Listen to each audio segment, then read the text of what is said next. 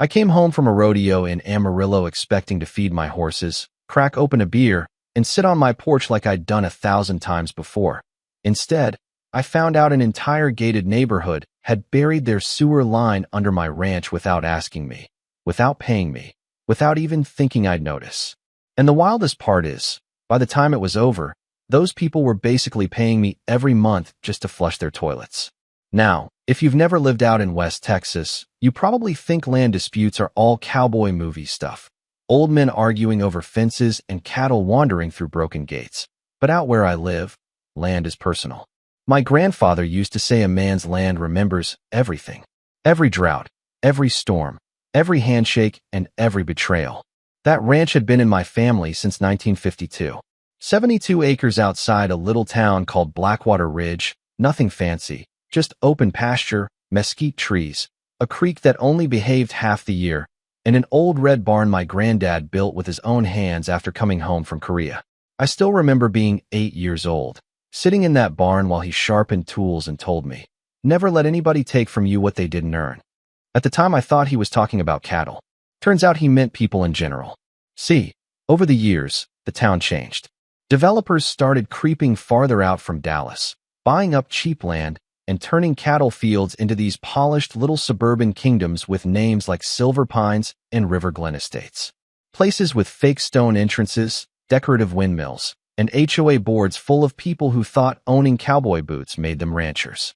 About 5 years before all this happened, they built one right next to my property. Briar Hollow Estates. Beige houses packed together, so tight you could sneeze through your kitchen window and hit your neighbor's dog. I didn't bother them. They didn't bother me, at least not at first. But little by little, complaints started rolling in. One family said my horses smelled bad. Another complained my barn lights ruined their evening ambience.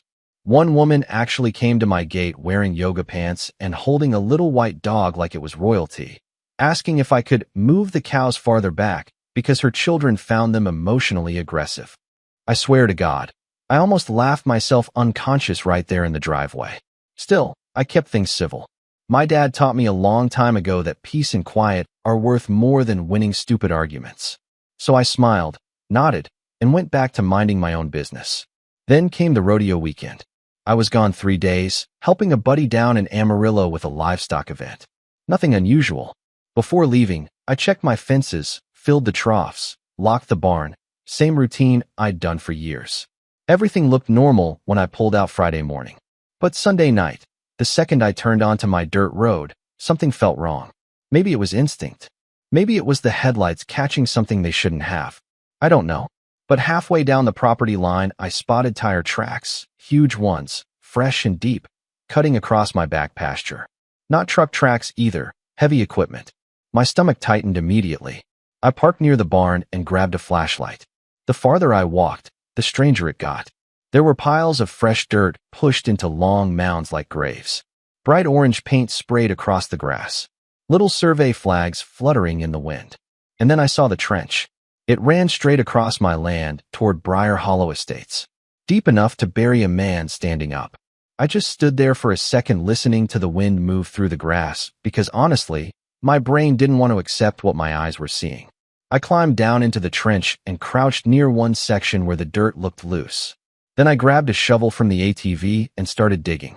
About 2 feet down, the metal edge hit something hard. Clack. White PVC pipe. Big one too, at least 18 inches wide. Brand new. I remembered just staring at it under the flashlight beam while this slow anger started building in my chest. Not explosive anger. Worse than that. The kind that gets quiet first. Because right then I knew exactly what had happened. Somebody from that neighborhood had decided my ranch was easier to use than their own property. Somebody looked at my land and figured some old rancher wouldn't notice a sewer line buried under 70 acres. And standing there in that trench with dirt on my boots and cold wind blowing through the pasture, I realized they had made a very expensive mistake. I barely slept that night. Every time I closed my eyes, all I could picture was sewage flowing under my grandfather's land, while some HOA board sat around sipping wine thinking they'd gotten away with it. Around 4 in the morning, I finally gave up, made coffee, and sat out on the porch watching the sun come up over the pasture. Usually mornings out there calm me down. That morning just made me madder, because the more I thought about it, the more deliberate it felt. This wasn't some contractor making a mistake. You don't accidentally bring excavators onto somebody's ranch, dig a trench across private property, install commercial-grade sewer pipe, then cover it up without knowing exactly what you're doing. Somebody signed off on it. Somebody approved it. And somebody probably laughed about it afterward. By 8 o'clock, I was at the county records office in Blackwater Ridge. Tiny little building, smelled like old paper and burnt coffee. Linda was working the front desk, same woman who'd been there since Clinton was president. She saw me walk in carrying photos from the ranch and immediately said, "Uh-oh, somebody die or somebody sue you?" I dropped the pictures on her desk and said, "Maybe both." She helped me pull the property plats, easement filings, utility permits, all of it. Took almost 2 hours. And sure enough, nothing. No easement application. No utility agreement. No county authorization to cross my land. Legally speaking, that pipe might as well been a stolen car parked in my backyard. Linda leaned back in her chair and just whistled.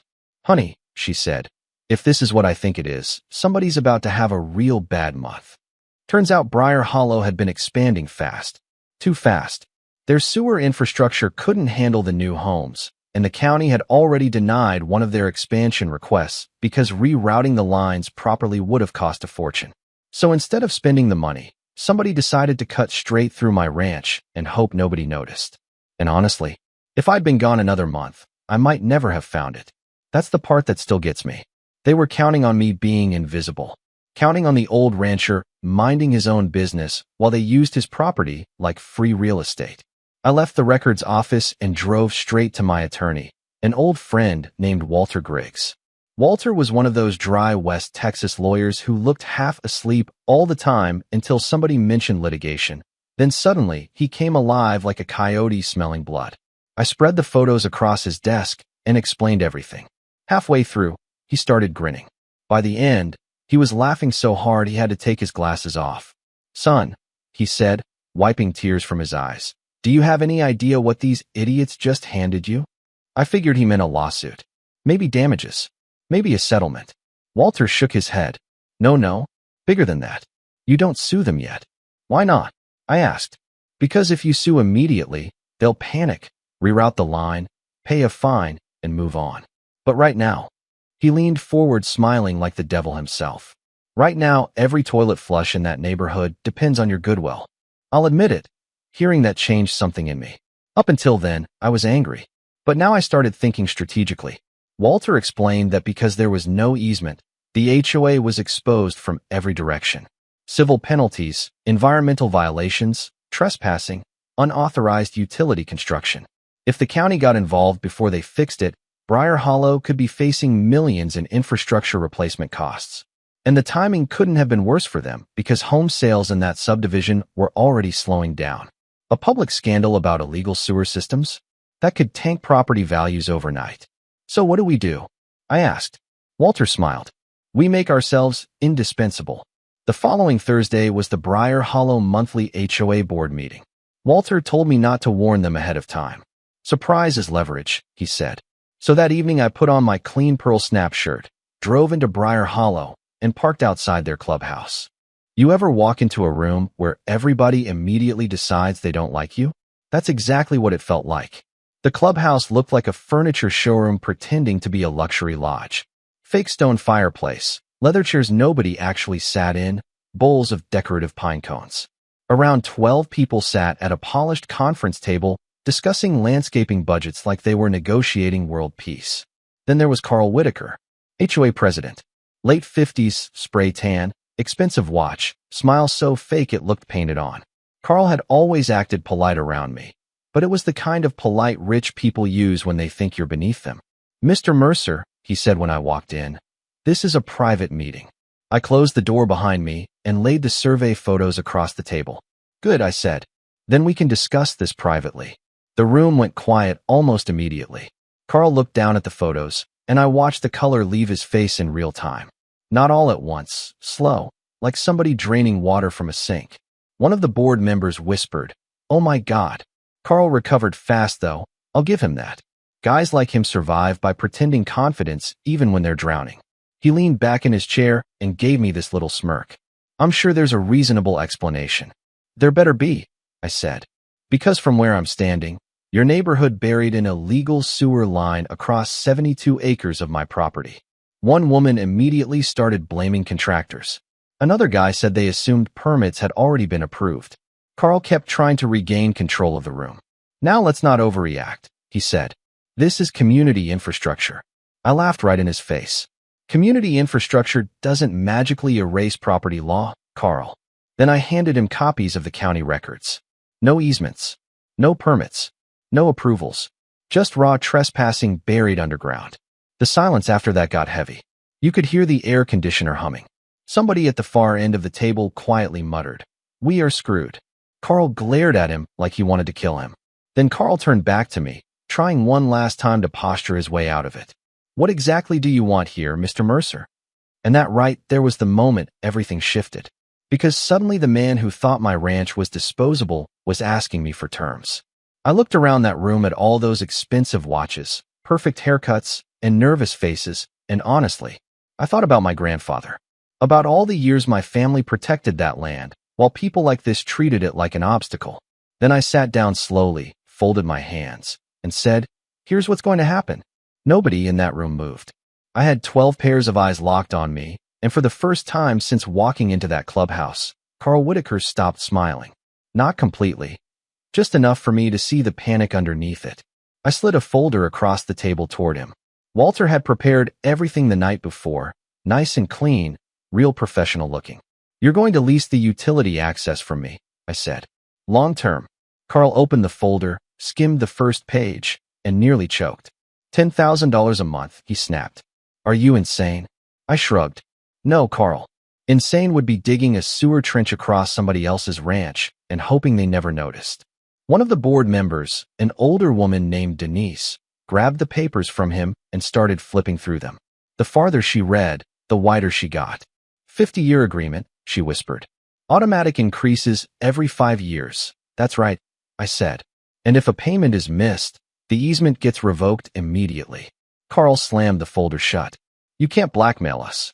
"Funny," I said, "because I remember somebody burying a sewage pipe under my property without permission. That sounds a whole lot more like blackmail than paperwork." A younger board member leaned forward nervously. "What happens if we don't sign?" I looked directly at him. "Then tomorrow morning I call the county environmental office, the state utility commission, and every local news station within 200 miles. Nobody said a word. "And once inspectors show up," I continued, "they'll shut that line down until it's brought into compliance. Which means every toilet in Briar Hollow stops working." One guy actually whispered, "Jesus Christ." Carl stood up so fast his chair rolled backward. "You think you can extort this community because you own a few acres of dirt?" That one hit a nerve. I stood too. "A few acres of dirt?" I said quietly. "My grandfather is buried on that land." The room got real still after that. Even Carl realized he'd stepped too far. I walked slowly around the table while they watched me. "You people moved out here because you wanted the country lifestyle, the views, the peace and quiet. But none of you respected the people who were already here." Denise looked down embarrassed. A couple others couldn't even meet my eyes anymore. But Carl still looked angry. "Guys like him can't stand losing control. This won't hold up in court," he muttered. I smiled a little. "Maybe not. But court takes time. And until then," I leaned closer. "Nobody in your neighborhood flushes a toilet without my permission." That was the line that broke them. Not emotionally, financially. You could actually see them doing the math in their heads. Hundreds of homes, families, property values, lawsuits from residents, emergency reconstruction costs, media coverage. They weren't scared of me. They were scared of chaos. HOA people love control more than anything on earth. And suddenly I was holding all of it. The meeting ended without a deal that night, but I knew they were done fighting. You could feel it. Carl tried making a few calls afterward, probably searching for some legal loophole to save himself, but there wasn't one. The next morning Walter called me laughing. "They hired 3 different law firms overnight," he said. "Every single one told them the same thing, which is, pay the rancher." 3 days later, Carl came out to my property himself. That alone was worth the price of admission. I watched his Mercedes crawl down my dirt road like the suspension was personally offended. He got out wearing loafers that sank straight into the mud beside the barn. I made him stand there for a minute while I finished feeding the horses. Petty? Maybe. but I'd be lying if I said I didn't enjoy it. Finally, I walked over and said, "Morning, Carl." He looked exhausted, dark circles under his eyes, jaw tight. "The board is prepared to sign," he said flatly. "Smart decision." He hesitated before speaking again. "You really would have shut it down, wouldn't you?" I looked out across the pasture for a second before answering. "You know what the funny part is?" I said. "If somebody from your neighborhood had knocked on my door 6 months ago and just asked honestly, we probably could have worked something out for almost nothing." Carl didn't say anything, because deep down, he knew I was right.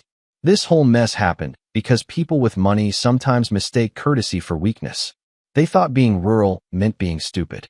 They thought owning land for generations made me old-fashioned enough to ignore what they were doing. Instead, they handed me leverage. We signed the agreement that afternoon right there at my kitchen table. 50 years. Monthly payments. Rate increases locked in. Full maintenance liability on the HOA. And my favorite clause of all, if the line ever caused environmental damage, Briar Hollow paid every cent of cleanup costs. Walter called it the prettiest contract he'd ever written. After Carl left, I sat on the porch with a glass of sweet tea and watched the sun go down over the ranch. Same pasture, same barn, same creek running through the backfield. But something felt different. My grandfather used to believe land carried memory. Maybe he was right. Because standing there that evening, I realized the ranch had protected me the same way I'd spent years protecting it. Every month since then, Briar Hollow sends me a check. $10,000, right on schedule. Sometimes more after the increases kicked in. And every now and then, when I drive past that fancy little subdivision and see people walking their dogs or arguing over HOA parking rules, I can't help but laugh a little knowing every shower they take, every dishwasher cycle, every single toilet flush sends money straight into my pocket. Carl moved away about 2 years later. Rumor is the residents blamed him for the whole disaster once the story leaked out. Last I heard, Briar Hollow homeowners are still paying special utility fees to cover the agreement. Funny thing is, some of the newer residents probably don't even know why. They just know there's this mysterious charge buried in the HOA budget every month. And honestly, I sleep just fine knowing that. But I'll ask you this. If somebody secretly used your land, your property, something your family spent generations building, would you have taken the money like I did? Or would you have burned the whole thing down out of principle? Let me know in the comments. And if you enjoy stories about revenge, property wars, and people finally getting exactly what they deserve, hit subscribe. Because trust me, out here in Texas, this kind of thing happens a lot more than folks think.